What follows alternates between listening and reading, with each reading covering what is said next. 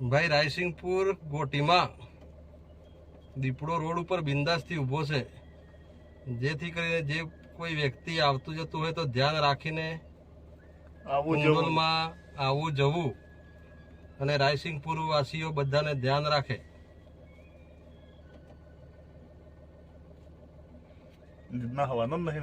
અત્યારે ટાઈમ શું થયો?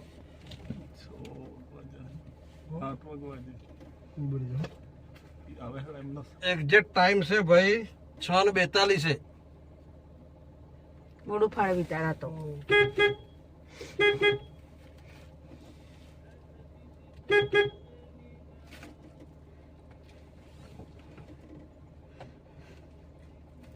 જરા બી ના હતો હે નહીં ના નહીં સવળતો નહીં હે સવળતો નહીં.